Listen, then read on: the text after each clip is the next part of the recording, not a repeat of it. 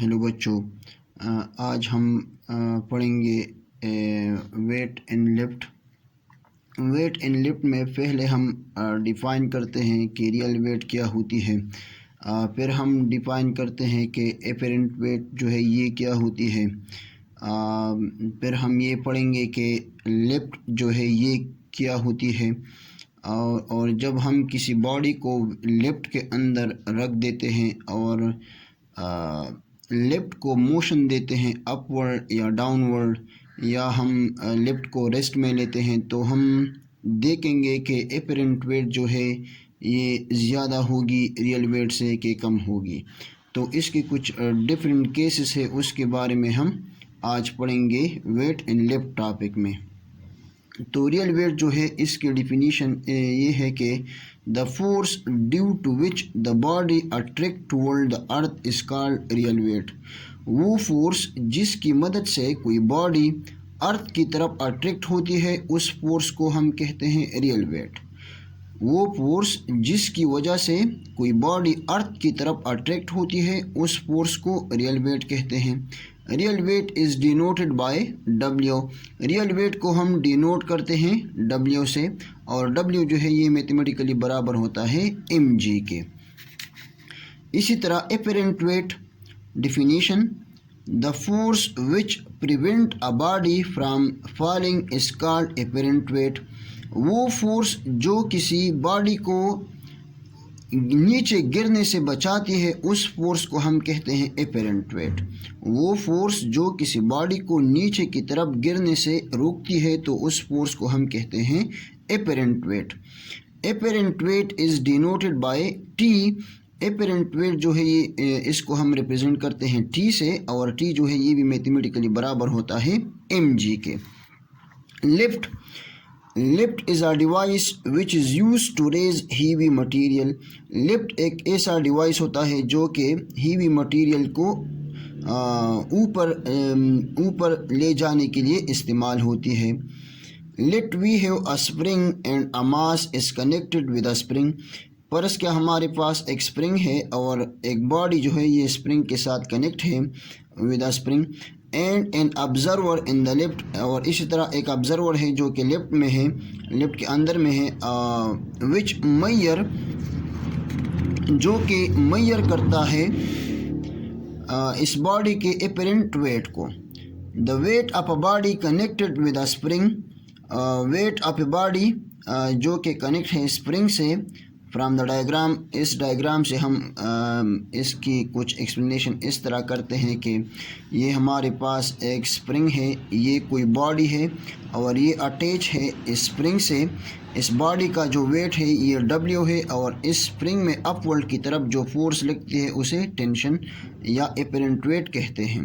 ये ऑब्जर्वर है जो कि अंदर लेफ्ट में है, और ये हमारे पास स्प्रिंग बैलेंस है, जो कि ये ऑब्जर्वर जो है इस बॉडी के वेट को मेजर करेगा इस स्प्रिंग बैलेंस से। अब हम आते हैं इसके डिफरेंट केसेस की तरफ। तो केस नंबर 1 में है कि when the lift is at rest. जब लिफ्ट जो है ये रेस्ट में होगा, तो हम देखेंगे कि एपरेंट वेट जो है ये ज़्यादा है कि रियल वेट है, रियल वेट जो है ये ज़्यादा है। तो फर्स्ट केस में जब लिफ्ट रेस्ट में है, तो नेट फोर्स जो है ये लिफ्ट पर ज़ीरो होगा, net force is equal to zero. Similarly acceleration of the lift will also be zero, so A is also is equal to zero. So tension in apparent weight जो है ये upward force लगाता है, और इसी तरह wait जो है ये डाउनवर्ड फोर्स लगाता है, और इसी तरह इस दोनों का सम बराबर हो जाएगा नेट फोर्स के। So T plus minus W is equal to net force. ये माइनस जो है ये अपोजिट डायरेक्शन की वजह से है। वेट जो है ये डाउनवर्ड डायरेक्शन में है, एपरेंट वेट अपवर्ड डायरेक्शन में, सो अपोजिट डायरेक्शन की वजह से डब्ल्यू के साथ नेगेटिव साइन आ गया। माइनस प्लस के साथ मल्टीप्लाई होके माइनस हो जाएगा, तो T minus W is equal to net force. T minus W बराबर होता है एम जी के is equal to net force बराबर होता है एम ए के। So T is equal to M g अगर इस साइड पर आ जाए तो mg जो है ये इस साइड में नेगेटिव है, तो इक्वेशन के इस साइड पे ये पॉजिटिव हो जाएगा। तो t is equal to mg plus ma। चूँकि acceleration of the lift zero है तो m multiplied by zero, t is equal to mg plus m multiplied by zero हो जाएगा। t is equal to mg, m zero के साथ multiply होके zero आ जाएगा। So t is equal to mg। तो इसका मतलब ये हुआ कि ऑब्ज़र्वर जो है ये एपेरेंट वेट को मेजर करता है। चूँकि रियल वेट भी mg के बराबर होता है, तो हम कहेंगे कि इस केस नंबर 1 में जब लेफ्ट रेस्ट में है तो ऑब्ज़र्वर जो है ये एक्चुअली रियल वेट को मेजर कर रहा है। So from equation number 1 it is clear that apparent weight is equal to real weight. Apparent weight जो है ये रियल वेट के बराबर है। T is equal to W, W is equal to M G. और इसकी हम एक्सप्लेनेशन इस तरह करेंगे कि ऑब्ज़र्वर जो है ये एक्चुअली रियल वेट को मेजर कर रहा है। अब हम आते हैं इसकी सेकंड केस की तरफ। तो सेकंड केस जो है ये इस तरह है कि जब लिफ्ट मोशन कर रहा है, जब लिफ्ट मोशन कर रहा है, पहले केस में हम लेंगे कि जब लिफ्ट अपवर्ड मोशन कर रहा है। दूसरे केस में फिर हम पढ़ेंगे कि लिफ्ट जो है ये डाउनवर्ड मोशन कर रहा है। तो पहले हम लेते हैं upward motion. This lift when now in the upward direction, moving in the upward direction. So net force on the lift is equal to ma. Net force जो है ये इस लिफ्ट पर बराबर होता है ma के। Now net force is not equal to 0, acceleration is also not equal to 0. फिर हमारे पास tension plus minus w is equal to net force. Net force जो है ये ma के बराबर है। T minus m g is equal to M a, T is equal to M g plus M a. ये एम जी जो है ये इस साइड पर आके ये पॉजिटिव हो जाएगा। Now this apparent weight is greater than the real weight by an amount ma। यानी ये जो apparent weight है mg रियल वेट है, तो apparent weight mg से by an amount ma greater है। तो हम कहेंगे कि when lift is in upward motion then the apparent weight will be greater than the real weight by an amount ma। The apparent weight will be greater than the real weight by an amount ma। So from this equation we can conclude that apparent weight is greater than the real weight। Case number 3 में when lift is in motion in the downward motion, lift in downward motion। Calculation हम इसकी इस तरह करते हैं कि when lift is moving downward then w plus minus t is equal to some net force, w minus t is equal to net force। अब wait जो है ये डाउनवर्ड डायरेक्शन में और एपरेंट वेट जो है ये अपवर्ड डायरेक्शन में, तो एपरेंट वेट अपोजिट डायरेक्शन में है w से, तो इसके साथ नेगेटिव साइन आ गया।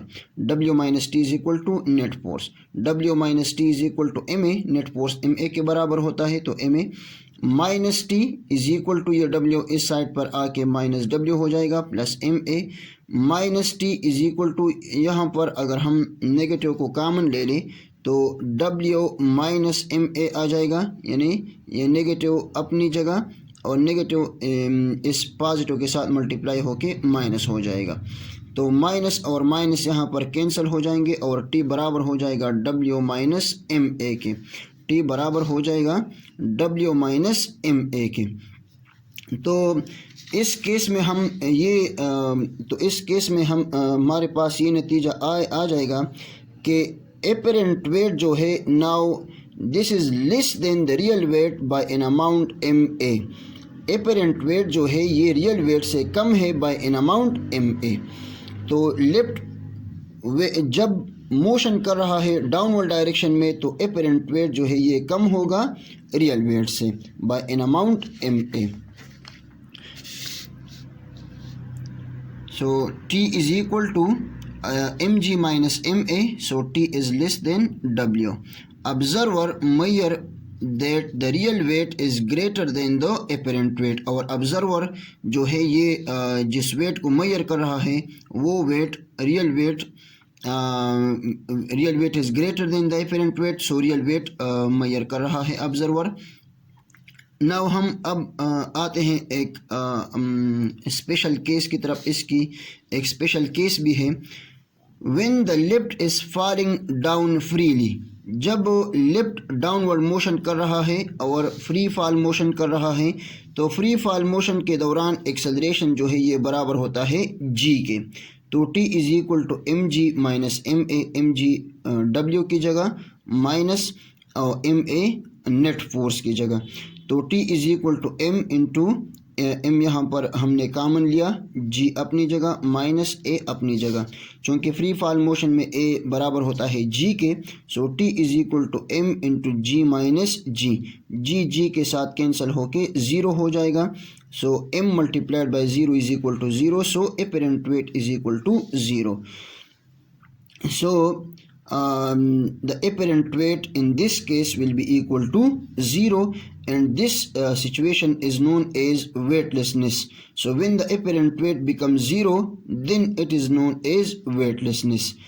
So thank you very much and all the very best of luck.